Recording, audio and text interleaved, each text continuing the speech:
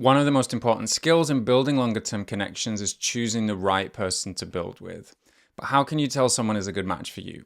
In this episode, I'll explain 3 essential things to look out for. Hi, everyone, and welcome back to the Better Gay Dating podcast, a podcast about the art and science of building deeper connection as queer men.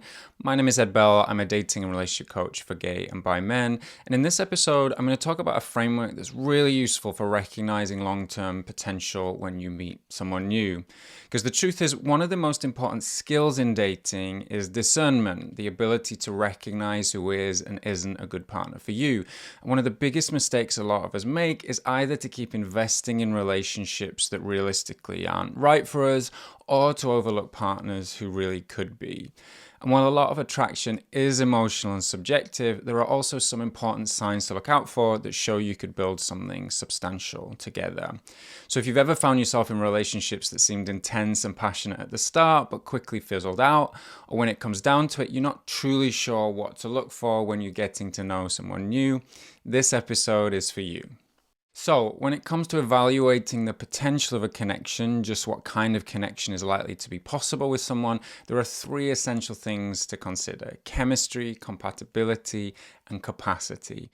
This is going to be quite an in-depth episode, so I'll split it into 3 parts. We'll start by looking at chemistry versus compatibility, then I'll talk about what capacity is, and then about how to apply this framework in real life.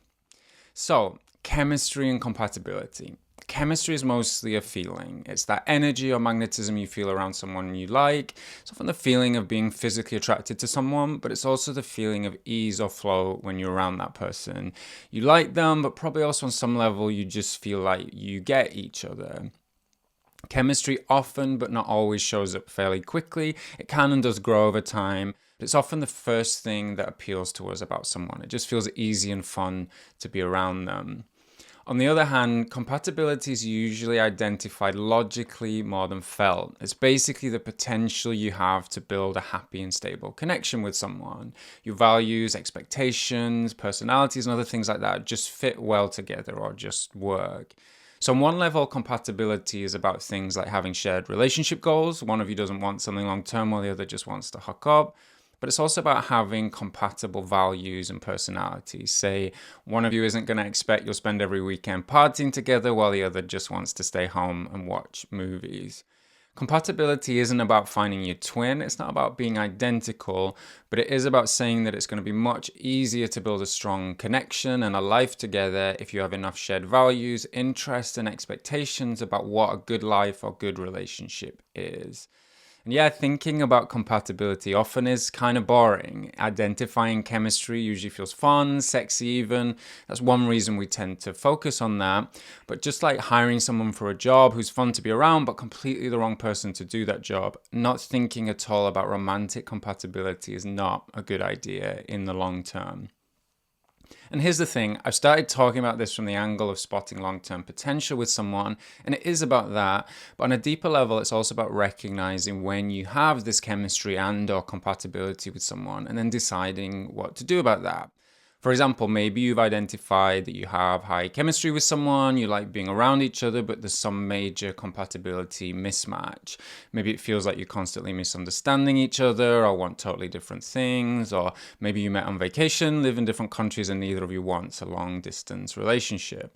So in both of these cases, building something long-term is probably not going to be a viable option, but it could be a great casual or shorter-term relationships, like a friend with benefits situation or just a vacation romance. You can basically enjoy the connection for what it is while accepting that trying to turn it into something else probably just isn't a good idea. Similarly, if you have a high level of compatibility with someone, maybe you share a lot of values, you have similar personalities, you don't feel that strong sense of romantic chemistry around them for whatever reason, that person could be a great friend or a workout buddy or something like that, because without that sense of chemistry, trying to build a relationship with that person might end up feeling mechanical or emotionally flat. But that doesn't mean you can't also enjoy that connection for what it is. The biggest issues with this usually come up when there's only one of chemistry or compatibility and people push ahead anyway and try to build a longer term connection. And so the most common version of this among gay men, and actually probably among people in general, is where there's high chemistry but a low level of compatibility. I think most of us have been there. We've met someone we find really attractive and we jump on that attraction and go in very quickly.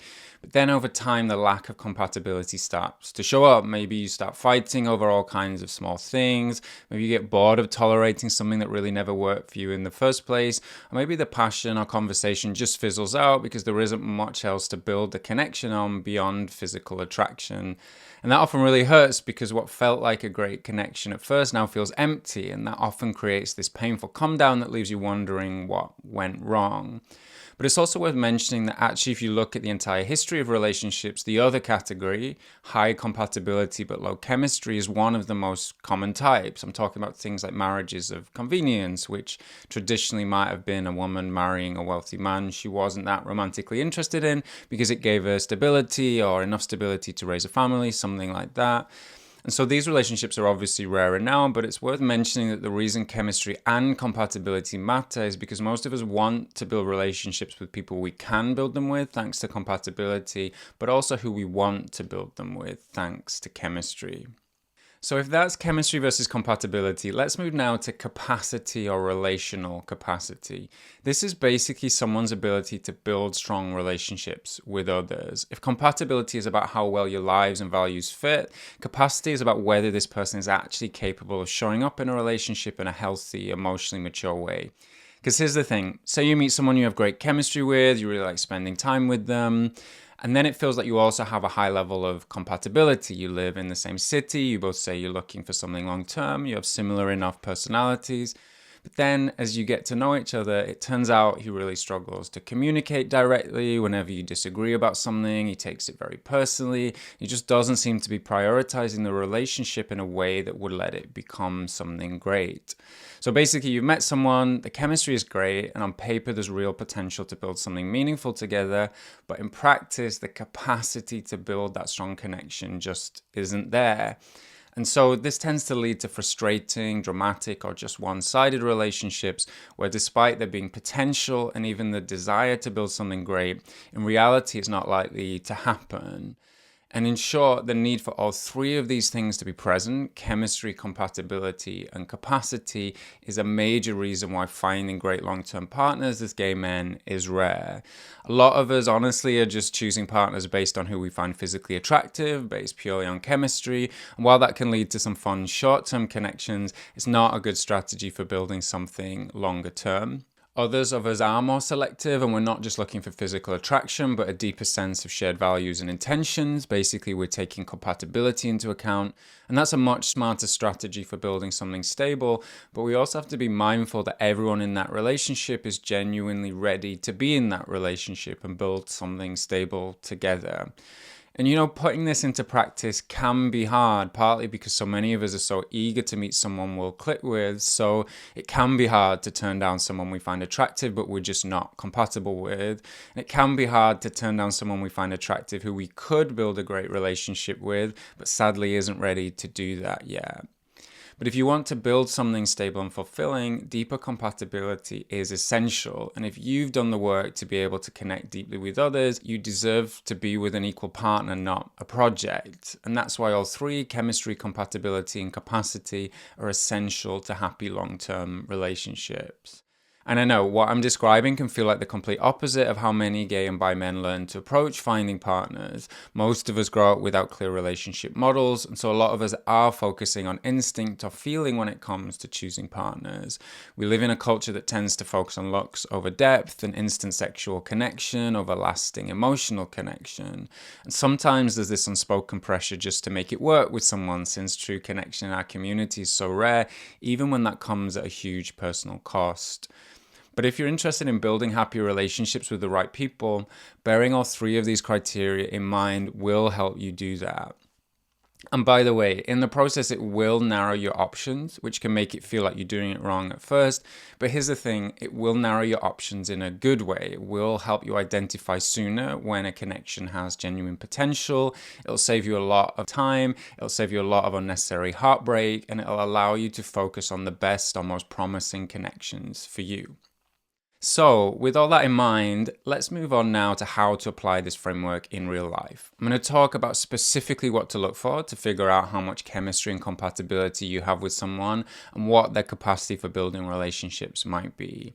And I will say these things are really a spectrum. It's not that you have chemistry or not, compatibility or not, etc., etc. It's really about identifying how much of these things you have with someone to help you figure out the potential a connection with them might have. Let's start with chemistry, which in a lot of ways is the easiest because it's usually fairly instant and because it's usually more felt than identified. Basically, if you're chatting with someone in a bar and feel this attraction or magnetism towards them, or you go on a first date with someone and leave thinking I had a fun time, or you just light up a little inside when a notification from them pops up on your phone, you have high chemistry with them. Again, chemistry can and does grow. It's not always instantaneous. It's not always there right away on a first date. But if you've gotten to know someone reasonably well and this is how your body or nervous system is responding to them, then congrats, you likely have high chemistry with them. Compatibility, again, is more something you learn to recognize logically. And here are a few common areas to consider when it comes to figuring out what kind of compatibility you have with someone. So one of the big categories is identifying how similar your relationship goals are. So for example, are you looking for something longer term or is it just something casual or shorter term? How do you both feel about having kids? Does one of you have kids already or does one of you not want kids as a choice? How do you both feel about monogamy versus non-monogamy? Maybe one or both of you is figuring that out, but that obviously, if there's a mismatch there, that's going to be a significant conflict in terms of compatibility. Also, one thing to think about is your desired level of independence versus togetherness. Some couples want to spend a lot of time together. Some are happier living more independent lives, and there's no right or wrong there, but that's something to think about and to talk about with someone as you're getting to know them. One of the other categories is shared values, and this can encompass lots of different things, but it often comes down to things like the balance or the importance for you both, about things like your career, friends, family, romantic relationships, how much each of those you want to prioritize in your life. Things like religious or political views, these can create fundamental conflicts in relationships, but also just values around money, health and fitness, personal growth, things like that. I'll talk more about this later. One of the things with compatibility is not about finding the perfect person who's aligned with you and all of these things. That person just doesn't exist. Nobody's ever going to reach 100% compatibility, but it is about making sure there are no major mismatches in this area. Another important category, especially with gay men, is sexual compatibility. And yeah, this does come down to sexual preferences, things like sexual roles, what people like to do in the bedroom, but it also comes down to other things you might consider as sexual needs, things like having compatible sex drives or similar enough sex drives, or your kind of need for emotional connection versus sexual connection when it comes to those things. One other category is just having compatible enough lifestyles. And so sometimes this comes down to things as simple as having compatible schedules. You know, I've worked with guys as a coach who met someone they really clicked with, but that person worked evenings and they worked a 9 to 5. And so it meant basically during the week, there was literally no time they could spend time together, and they weren't sure about whether it was going to be possible to build a relationship if they were only available to spend time together on a weekend. Another area within this category is where you guys live and what your willingness to do long distances. And some people are open to long distance relationships, either in the short or longer term. Some people aren't, and that really just comes down to expectations or values or what's most important to you in that particular time. And the final category I'll talk about are compatible personalities. And again, with this one especially, there are always going to be some differences here. It's not about dating your twin. It's not about dating someone who has the exact same personality as you. And often any incompatibilities here are easier to deal with, so it's less essential. There's a really strong match. But this is going to come down to things like introversion versus extroversion. You know, if one of you is especially adventurous and the other craves a lot more stability, that can be a cause for incompatibility. Things like communication styles. Does one of you prefer to communicate directly? Does one of you prefer to communicate indirectly? And then finally, often it helps in a relationship to have some shared hobbies or interests. Obviously, you don't need to share every single one of these. It's not about finding the person who's going to do everything with you, but it can really help to bond or connect over something that you both enjoy doing together. And so, sure, I know I went into some depth with specific examples of how to apply these core categories in real life. So, again, I want to be clear, this is not a checklist to memorize. It's not about going down the list to make sure you're 100% compatible with all of these things, because, again, you won't be. So, it's just a guide to what to consider or think about when you're thinking about how much compatibility you have with someone. And a lot of the work in long-term relationships is learning to accept these inevitable differences and work with them, not against them. But a great rule of thumb I use in my coaching work a lot of the time is that provided there are no clear deal breakers for anyone, 60 to 80% compatibility is a really good range to aim for. So again, that means there are no relationship breaking incompatibilities, like one of you definitely wants kids and one of you definitely doesn't.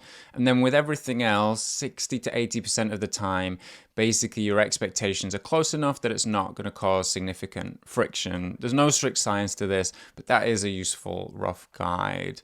Really, the big question is just to be considering what do we have in common and where do we have different expectations or needs when you're getting to know someone, so you can recognize where you're aligned and where you differ. And then let's talk about capacity for connection. This is a whole topic in itself, but with this, you're looking for signs that someone is proactive and intentional about building a connection with you and is ready to do what's needed to create a mutual, reciprocal relationship.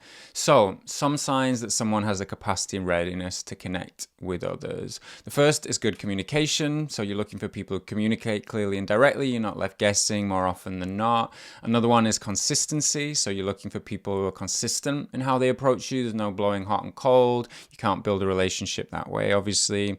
Another thing is integrity. So when someone's words and actions align, so the behavior is not regularly confusing or inconsistent. Something else to think about is emotional availability or just emotional maturity. So that's when someone can talk about their feelings and what they want from their relationships, their expectations and needs. They can manage their emotions. They're not having these big emotional blow-ups that cause them to do things they later regret.